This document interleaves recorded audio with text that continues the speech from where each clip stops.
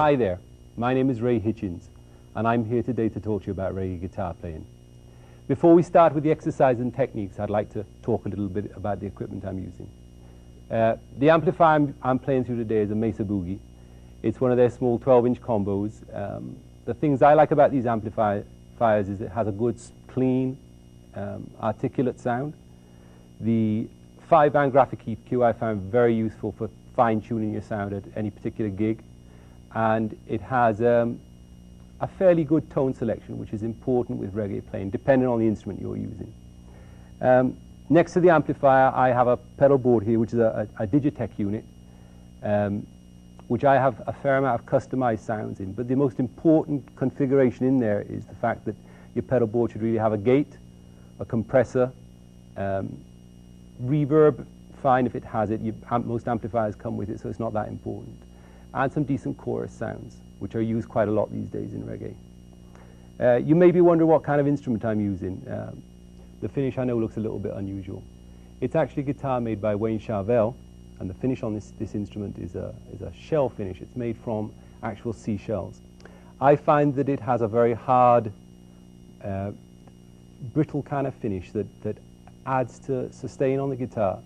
And the guitar has a very nice, clean acoustic sort of sound, which transfers into electric sound as well. Now, when picking an instrument to use for reggae playing, it's important that the guitar is really able to produce a nice, strong, clean tone. I'm actually using Seymour Duncan pickups on this guitar, which work great for that purpose. I'd like to say something about the strings as well, because I'm a believer in using fairly heavy strings to produce a good, strong, clean sound. And it's very important that your strings aren't actually buzzing. I know many players try to get their action as low as possible, and this does have the effect of producing a watery sound if it starts to buzz and doesn't work too well with reggae playing.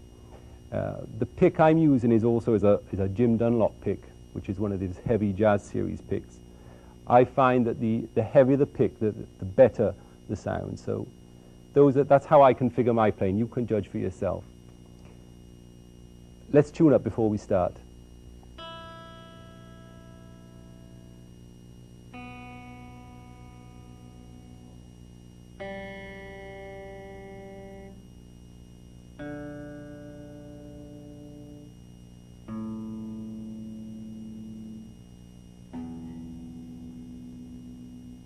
What I'd like to do first is to cover some of the basic techniques involved in playing the two basic rhythms in reggae, which is, I'm going to call one the check, which is this, and the checker, which is a down-up stroke, which is this. Okay. Now, to control the sound, we're using two types of damping, left-hand damping and right-hand damping. Let's first of all look at the left-hand damping. Now, after you play the chord, what you're doing is that you're releasing the pressure on the strings to stop the sound. Look at that again. Play the chord, and then you're releasing the pressure. It sounds pretty straightforward, and it is. The right hand does a similar thing, but it's using the edge of the palm of the hand. And after you've struck the chord, as your pick is repositioning for the next stroke, the edge of the palm of the hand comes right down above the bridge. So it's a little more difficult on the right hand movement because it has to be fast. Watch. It's that. Now, what I'd like to do is to play through a rhythm and just use those techniques, and you'll just see how the basic sound is put together.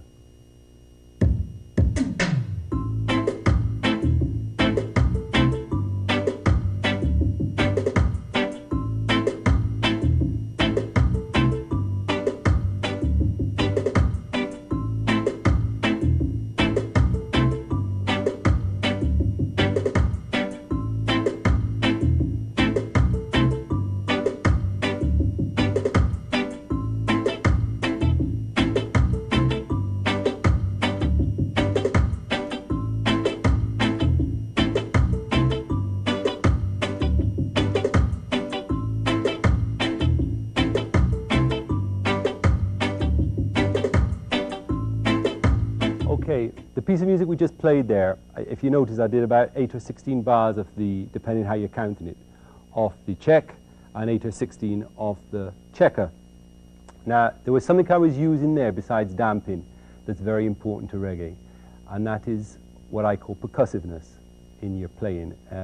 You produce this with the left hand, and really what it is when you play a chord, instead of letting the chord ring, you reduce the pressure on the left hand, and you get that kind of sound. So instead of you having any ring in the chord when you play the check, it's more percussive. It's that kind of sound. Now, that's a very important component in reggae playing, and what you have to consider is most of the time you're playing along with a piano player who's playing the same figure in these basic rhythms, and the guitar has a way of cutting through on the top, so you have to try and get that playing, that style of playing consistent. What we want to do is look at the same rhythm again, which I'm going to play again, but I'm going to do variations of those two basic rhythms, the check and the checker, but played in different variations.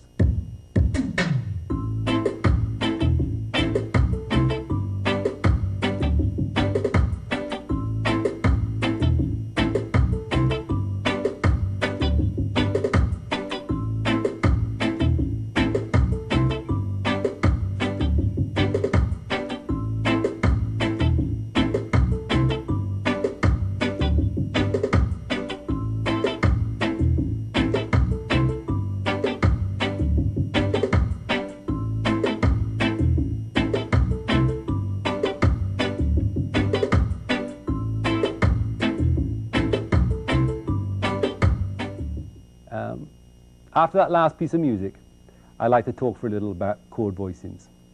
Now, in reggae music, what you have is pretty simple basic chords. You will use majors, minors, minor sevenths, major sevenths, the occasional diminished and augmented, an odd ninth every now and again. They're pretty simple chords that you're up against most of the time. The position that you play them on the neck is generally between the 3rd and the 12th fret. You try not to move out of that range. But when you're choosing your chord positions, you listen to what the piano player is doing in these basic rhythms we're covering. Because the piano player is normally playing exactly the same figure as you, and you need to listen to how he's voicing his chord. For example, he might be moving from a root position to a first inversion, so perhaps you would want to try a first inversion to a root position, or try the same inversion as him. It's a case of experimenting, but you need to use a voicing that complements his playing. Now, the voicing that the piano player normally uses is fairly close. He keeps his hands close together when he's playing the voicing. And what you try and do is you try and keep the guitar voicing also as close as possible. That means that if you were using, for example, a C major chord and a G major, you wouldn't play the C here and the G down there.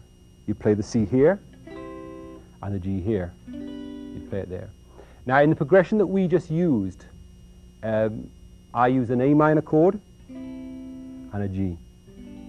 And I also played the G in this position. Now, if you look back at the music that we just played, you'll notice that I use both voicings, and if you listen to how that works against the piano, it should give you an idea of how the various voicings work. You might also notice that I, in fact, use an E minor 7th shape during one of the times when I was playing the chord. And that is because you never use more than the top 4 strings on the guitar when you're playing these voicings. It's very rarely that playing reggae you go outside of those top 4 strings. Downstrokes, it's always the top 4 strings. And upstrokes, you play the top 2 strings. Now, the time when you're using upstrokes is when you're playing a checker. And in that figure, the checker, the second part of the figure, is always softer than the first part.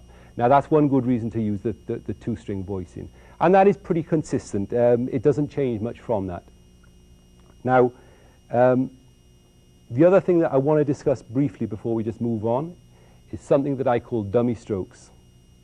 And this is used by the right hand. I don't know if you've noticed yet, but whenever I play, for every time I strike the strings with my right hand, I play a stroke in between where you don't hear anything. And what that does, it helps me keep time and helps me sort of fit into the groove, which is very important in reggae. What you really have is a lot of instrument parts that are locking together, and you have this interwoven sort of rhythmic structure that takes place, and the guitar and the keyboard, the check and the checker, sit on top of that. So anything that you can do that helps you keep in that rhythm is a good thing. This is a very common technique that's used by reggae guitarists. I'll just give you an example. When you're playing if you have a bar 1, 2, 3, 1, 2, 3, 4, you'll see that you're striking every beat of the bar. Look at this. 1, 2, 3, 4.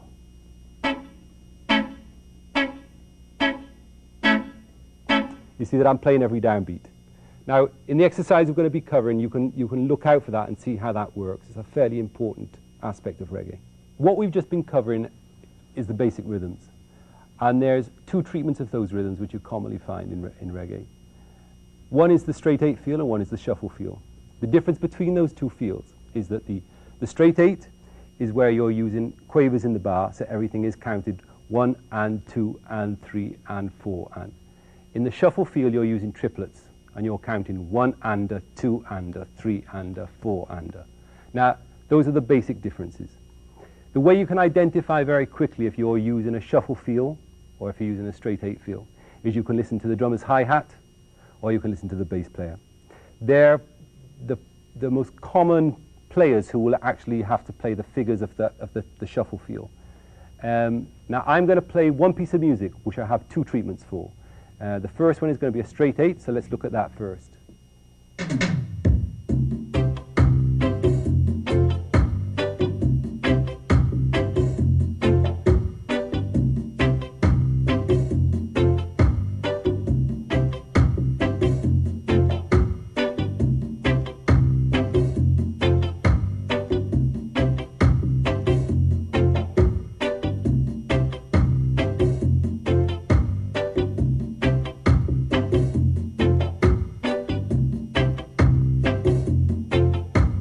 Now we're going to look at the shuffle feel, which is the same thing, but I have now a triplet figure on the hi-hat and in the bass. Otherwise, everything else is the same, but listen to the difference in feel and approach.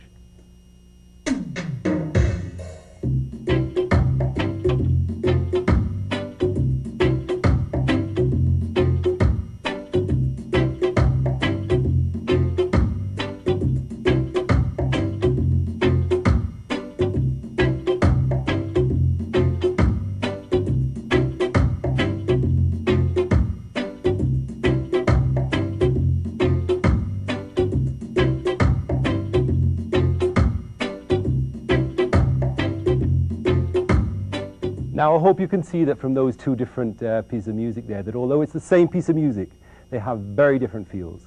One is fairly regimented and the other one is quite, it's quite kind of laid back and has a nice flowing feel to it. Now, whenever you come up against a rhythm that you're going to play for, the first thing you have to identify is one of those two things, if it's a shuffle or a straight 8. Now, I'd like to move on to look at some of the more advanced techniques, but one thing I want to say is that it's very important when you're playing reggae. We're talking about some fairly fine nuances in the rhythm here. It's not really a question of playing right on the beat. In fact, it's a question of playing just behind the beat. And what you have to try and do is you have to try and hear the rhythm in your head before you try and put it in your hand. Very important. So every time you approach a piece of music or an exercise, I would say it's a good way of starting to just try and listen to it first and hear whether it's that shuffle feel, whether it's the straight 8 feel, whether it's a basic rhythm or one of the rhythm riffs which we're going to be looking at in the next segment of this tape. Now the next thing I'd like to look at is what I call rhythm riffs. Now so far we've been playing basic riffs, which is something that is played along with the piano. You both play exactly the same thing. In a rhythm riff, the guitar part is really playing a completely independent rhythm against the piano riff. It can be fairly simple or it can be fairly complicated. The different thing about playing rhythm riffs is that for the first time we use what I call a tenuto stroke. Now, everything up to this point has been a staccato, and what staccato means is that the duration of the note is very short. Tenuto means that you hold the duration of the note for its written length. So if it's a quaver, you're going to hold it for a full length of a quaver or an eighth note, whatever you call it. The best way for me to demonstrate it is perhaps to start playing them and then we'll talk about them.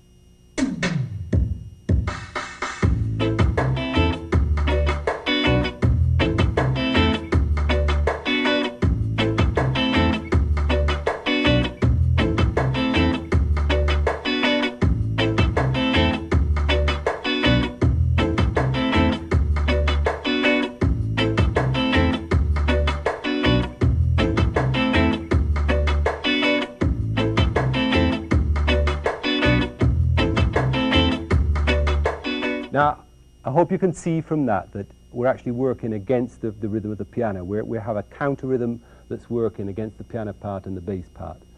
And if you were to break that rhythm down, what you actually have is this development of staccato and tenuto notes. Now, in this particular rhythm, I was using 2 tenuto notes. If you just look at the rhythm with me playing it here, we had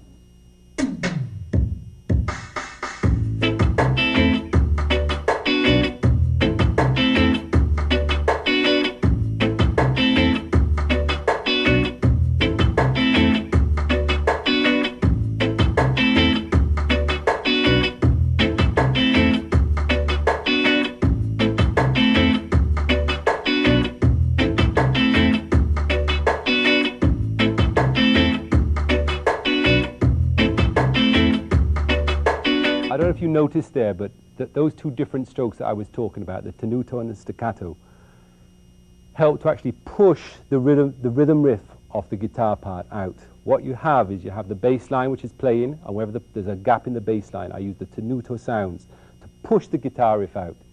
Now, if we have a look at the riff closely, what you have is on the first part, it's 2 staccato, and then 2 tenuto, and then a staccato at the end.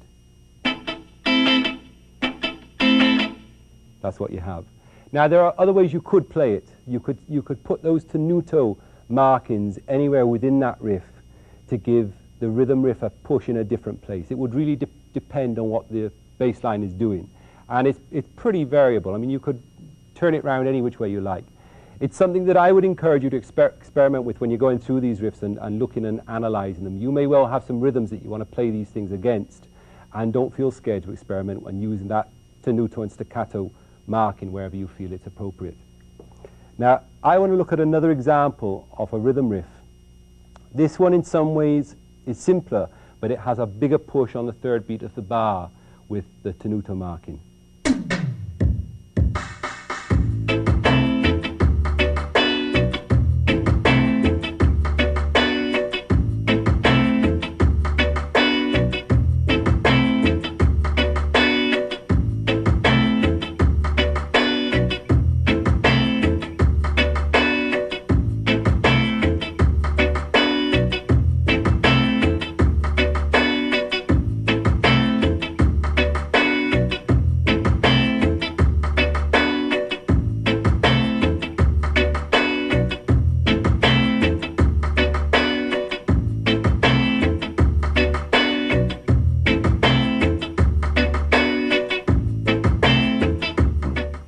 Let's just look back and recap on some of the techniques that we've been using, and we've just incorporated all together in that exercise I've just played. We're using the damping sounds of the left hand, which controls and makes the sound staccato or tenuto. It makes it either or. Okay, we have that. So you have that pumping motion of the left hand. We also have the percussiveness that the left hand is controlling, and it's actually remember the application of the hand to the strings to get that kind of sound. You have the dummy strokes that are taking place as well on the rhythm of this hand. And there's one other thing I've been using in there, in the right hand damping, which might be hard for you to notice. That at the end of a figure, what I do is I put the right hand palm down on the strings to just make sure there's no extra sounds in there that shouldn't be there. What you'll find is that when you're recording reggae guitar tracks, that very often when you listen to the track on solo, you'll hear other noises taking place in between the actual, in the rhythm. And what we're trying to do is get rid of those as much as possible. Now, the gate on your pedal board helps, and you can normally, what I have a patch set up for these rhythm sounds so that the gate closes down as early as possible to get rid of any overtones or anything that might leak through. But the right hand is a way of ensuring that you're cutting off everything. If you just look at the rhythm, I'll just play it for you and show you where it comes down. We just played straight down to make sure there's no extra sounding of the strings. That's where the right hand damping went down. The 2 rhythm riffs that we've just covered are single bar riffs, and you will find that they're commonly used. You know, you can make them up in any combination of figures that you like. But another way that a rhythm riff is used, it's used in a 4-bar sequence. And what you can do is just take a straight check for the 4 bars, but fit a rhythm riff into the 3rd bar, For example, that's the one I'm going to play. It can be quite effective. It's like having a fill that's constantly played every third bar, and this is another way of using a rhythm riff within an existing rhythm. Let me just play the example and you'll see.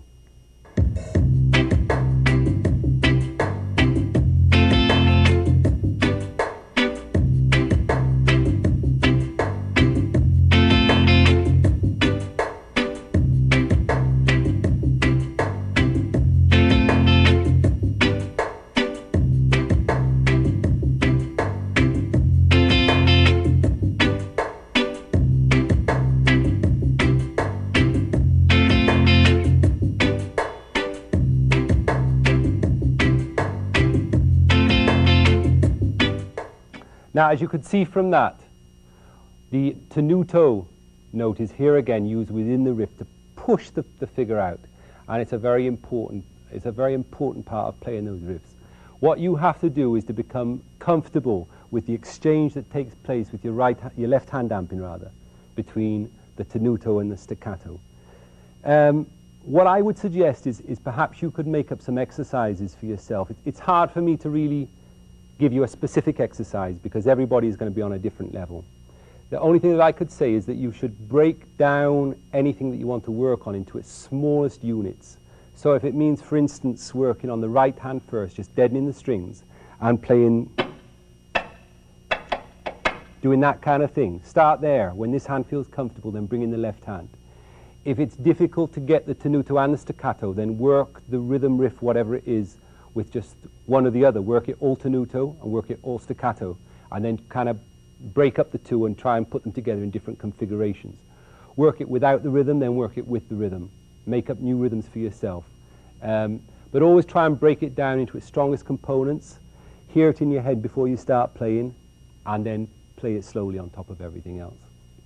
Now, going on with the rhythm riffs, another thing that I want to look at is that same 4-bar sequence, but using a completely different set of figures going right the way through. In other words, we're not going to use the check or the checker. We're going to base a figure around them that lasts for 4 bars.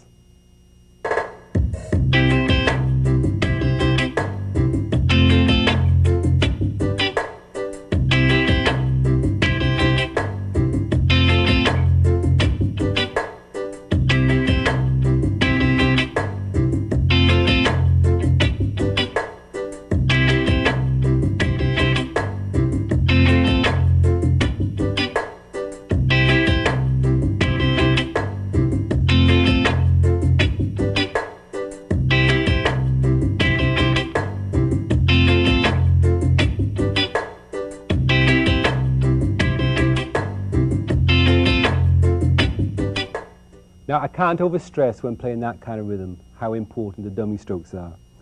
Now, when you look at my hand playing, it mightn't look as if the dummy strokes are actually playing full strokes. In many cases, they're not. It's just a movement that I use to keep time in. But what happens is that I'm getting from the stroke the direction of where my hand should be for picking up the rhythm. For example, in that particular rhythm, the rhythm started on the and of the first beat. And without the dummy stroke, normally what you would tend to do is play it as a downstroke. Where you play, which would be all wrong. So you play it with the dummy stroke first. It creates a very different sound, and it's something I can't overstress. If you look at that exercise, go through it, and check out how the dummy strokes work, and check out how you get that interaction between the up and the down strokes. If you try and play wherever, always starting with a downstroke, it's going to feel very uncomfortable. To complete this section on the rhythm riffs, I want to look at 2 more examples. And what I'm going to do is I want to take the last 2 bars of the last 4-bar rhythm riff that we played. And I want to show you how they can be used over a bass line and the difference it makes in the way that you place them. Now, as I've mentioned, the bass is a very important part in reggae. It actually holds the melody of the rhythm.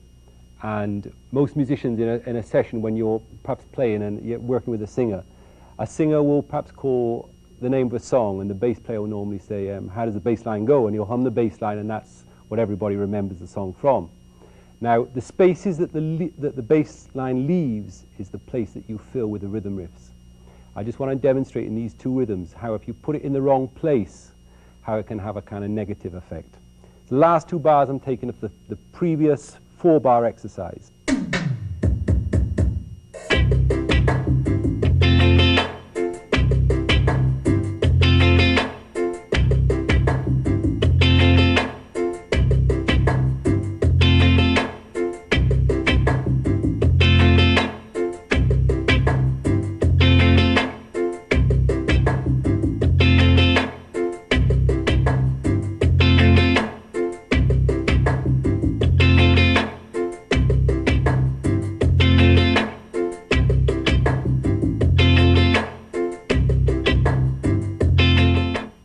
What I'm going to do now is play exactly the same piece of music, but what I've done is I've taken the bass line figure and I've turned it around so you have the space in a different place in the bar. Now listen to how the guitar part, which is the same guitar part, now interacts with that bass part.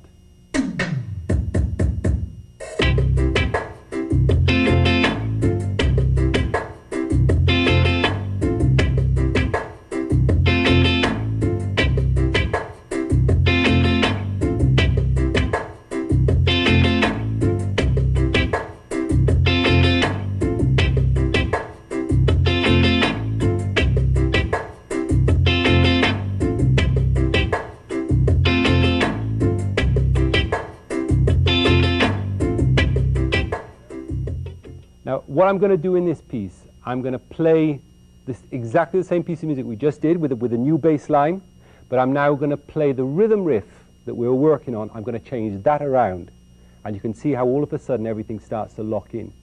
If you were listening to that last piece, if you notice all the spaces in the guitar track, in the bass track, they all come in the same place. And then when the bass is busy and playing, the guitar track is also busy and playing. And that's something you always try and avoid in reggae. You listen to where the instruments are playing and you try and leave space for them, and everybody tries and works around each other. I leave space wherever possible. Listen to the difference now when I change the guitar track.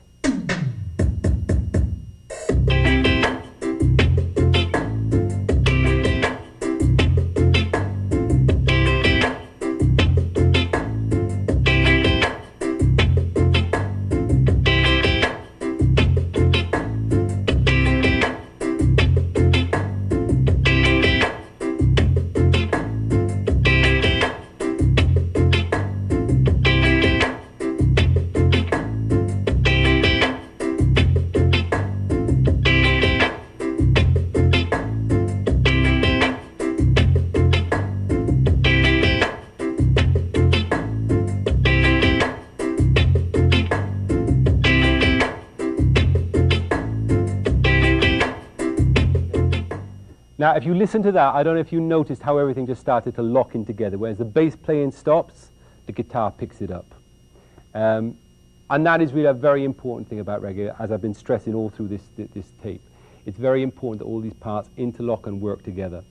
Now, the bass that you're hearing, I have actually toned, when I've mixed it, an octave higher than how it would sound in a real live situation. So in terms of a bass player, if you're working with a bass player, don't expect the bass to sound this high. It's actually toned quite high so that it will come through over your TV speaker. But in real life, the bass actually is toned much lower in frequency range, and so it doesn't cut through so well. It's something that you have to, as a player, start listening to, and when you listen to records, listen out for that. Listen how all the different parts interweave and how they work around each other. The next thing I'd like to talk about are rhythm fills. Now, I want to go back to the basic rhythms that we started on, because this is where you really use rhythm fills. And a rhythm fill is basically when you have a simple rhythm, like a check or a checker rhythm. You're playing down with the music.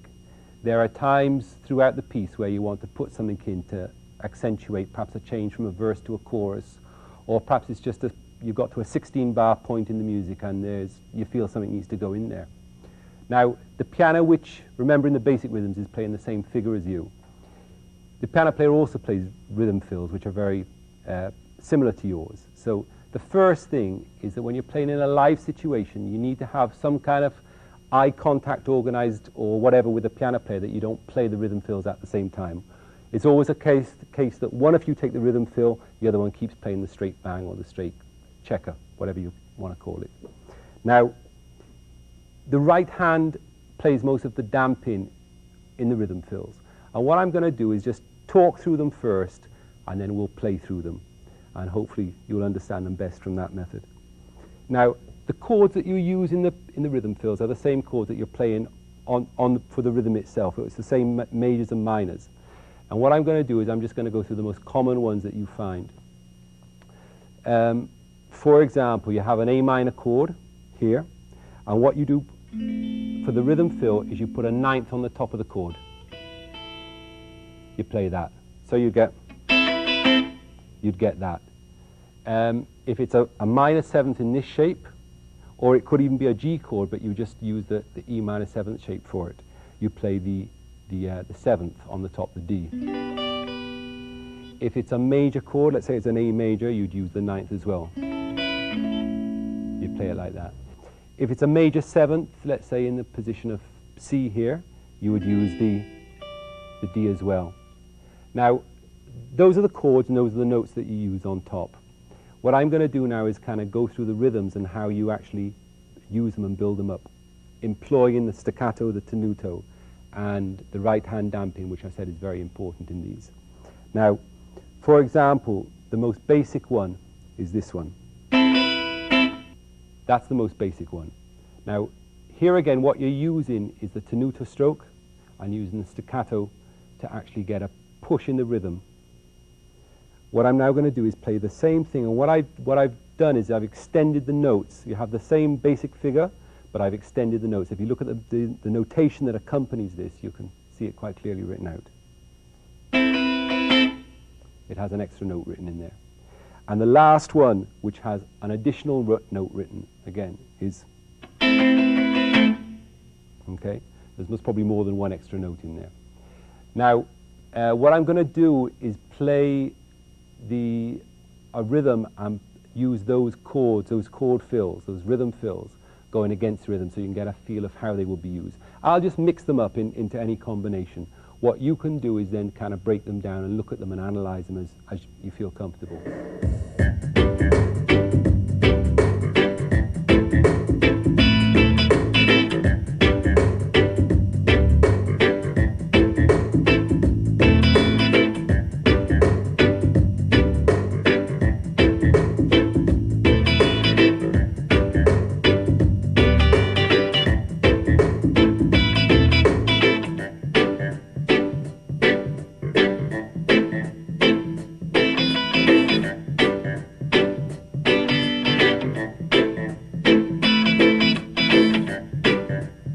Now, in that exercise we just went through, I am actually using the fill much more than you would normally. As I said earlier, you use it to accentuate going into a verse from a chorus or a chorus from a verse.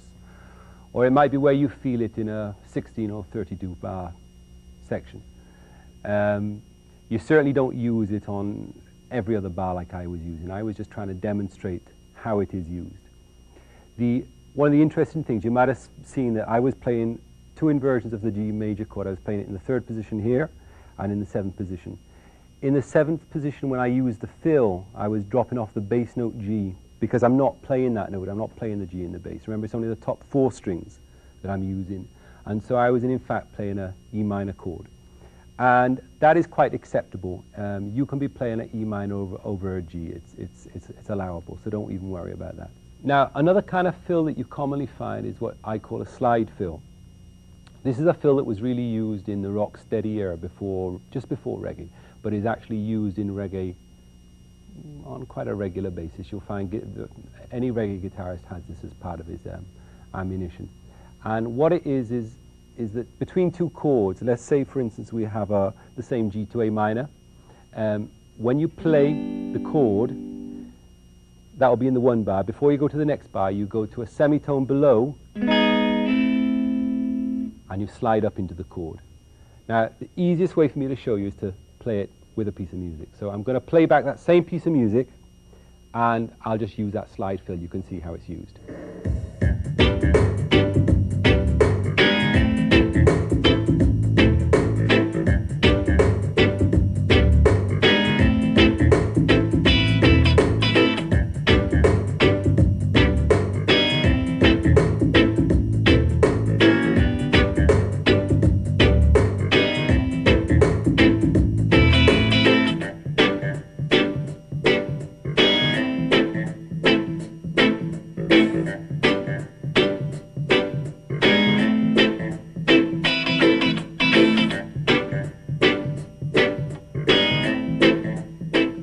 Now, that's the slide fill as you would normally use it.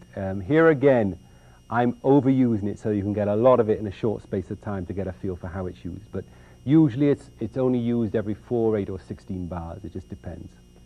What I'd like to talk about now is picking guitar. Now, as I said earlier, the bass line in reggae, and in the rhythm section we're talking, plays the melody. And very often what you find is, for example, if you have 2 guitar players, that one guitarist plays rhythm and the other guitarist plays picking guitar, where he picks the same line as the bass player. Now, as I also mentioned earlier, the bass is normally toned very low, so the effect this has is that it gives a top part to the bass line, which lets the line carry through so that it can be easily heard. Now, that's one way that you can use picking guitar. Another way is that you can actually play independent riffs that sort of work around the rhythm. The sound that you use for both of them, because they're actually very similar in technique, is that you dampen the strings with the right hand here, with the edge of the palm, and you play the note. That's the kind of sound. Now, for this patch, what I normally have on my pedal board is an independent picking patch, where the mid frequencies are boosted a little bit, and I've reduced the reverb to just punch out the sound. Now, when you're playing a bass line, which is the first thing I'm going to cover, what you do is look at where on the fingerboard the bass player is actually playing, and you try and follow his finger positions. Don't play above the G string. Keep everything on the lower 4 strings, and try and keep the sound consistently dampened. You don't want the sound ringing through. And that same technique would apply if you're actually playing a riff. Now, the other thing that you find is that very often you'll be asked to play what is called a rattle, which is wherever you get a gap in the bass line. For instance, if this is the bass line,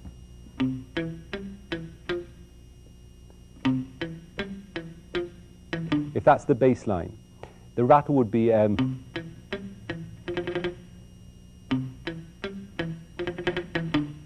that's what you would do. Now, it's not something that's used all the time, but it's something that you can throw in every now and again to just give the line flavor. Now, I'm going to play a rhythm, and I'm first of all going to play a bass line. I'm going to play along with the bass, and then I'm going to throw in that rattle every now and again. And then I'm going to go and play I'm just going to find a picking riff.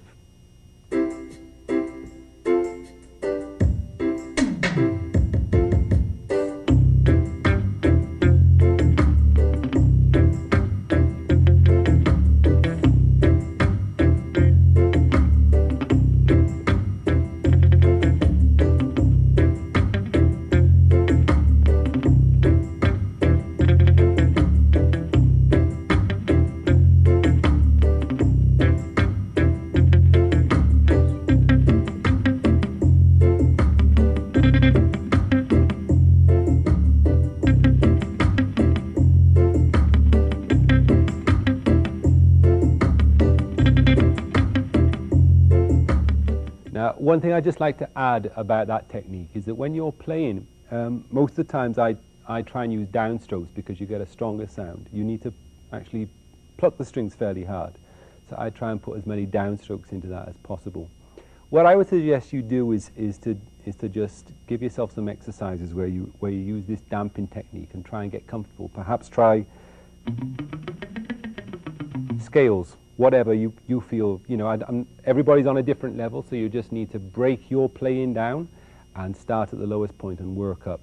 But try and get comfortable with that, because it is a very important part of reggae playing. And don't be scared here again to invent things for yourself and move it around and throw it around and be inventive. That's what it's all about. In this section of the video, I'd like to touch on some of the more contemporary techniques that are being used in reggae. One of the important things that have happened in the last few years is that the bass and drums have really held the reggae sound, but what has happened to the guitar and the keyboard is that they've been freed up from playing the bang or the checker and the check. And what has really taken place is that typical reggae sound that you get from those instruments has been picked up by usually a percussion instrument. It could be a finger snap or a hand clap or whatever. And what normally happens in a lot of the contemporary reggae pieces is that the keyboard player, the piano player, now plays something that is much closer to R&B chord voicings. Now what happens to the guitar part? You really have a choice. A lot of the time the usual thing is that you play sort of picking fills going through. But one thing that I use quite effectively, it always sounds quite nice and textural, is to use broken chords over a rhythm.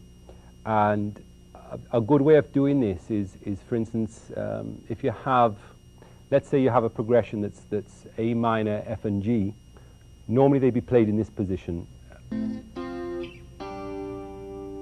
The technique that I use for playing these broken chords is I use a picking technique very similar to what country players use, where I use an alternate bass with a pick, where I play 2 bottom strings, and then I put alternate notes in between with my middle finger and ring finger. So you get that. Now, the one problem with that is that in the open string positions, the chords tend to sound a little bland and overused. So what I try and do is find different voicings for them, and if possible, try and find some pedal notes that the 3 chords that we're talking about here, the A minor, the F, and the G, can share. And in this case, I normally choose something like an open E. You can use the open B string as well. So what I would do is I'd put the A minor into this voice in here. You see it has a little more texture to it.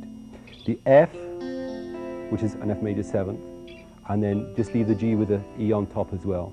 That's one way of voicing it. You can also play the F here and the G there. So I'm pedaling there with the E, and I've also pedaled with the D in the bass. But what you get is a bigger textural sound to the guitar. So what you'd have there is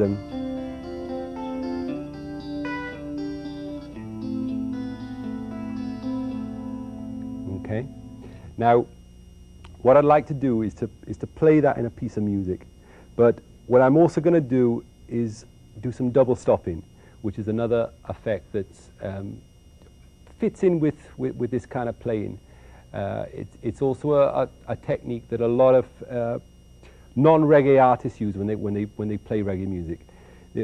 Instead of playing the full chord, they'll double stop, use a dampened sound with the right hand, and just pick 2 notes out of the chord. Normally it's the root and the 3rd. So we have an A minor here, so we have the A and the C natural, and you just go down to a note below. I'm using the B, or you might go up to the D, and then use the F position here, or the F and the A, and the G and the B.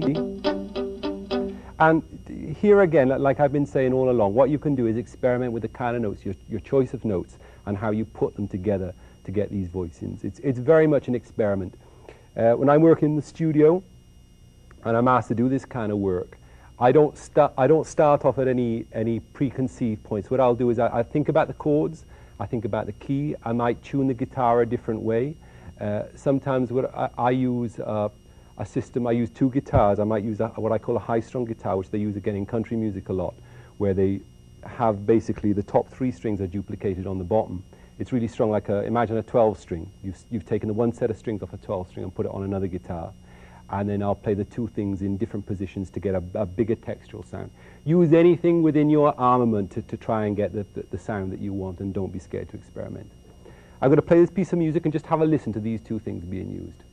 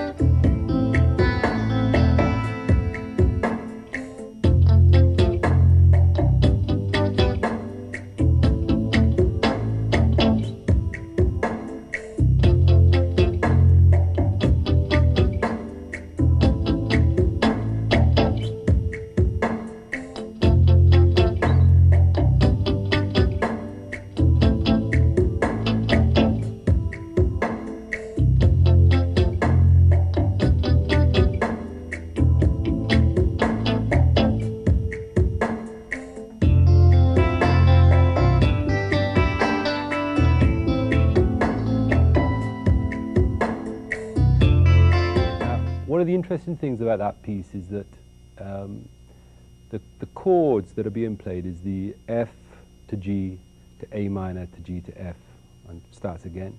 But the bass is playing from the F to the G to the A minor, and it goes down to the E. And what I play over that E chord, E minor chord, although the chords are playing a G chord over the E bass, I actually play the harmonics here. And I'm just raising that tone there to from what is a G note to an A note, which has a nice little color to it. Also on the G chord, I'm playing and the F chord. It's like a suspended 4 position you play here in on the D chord.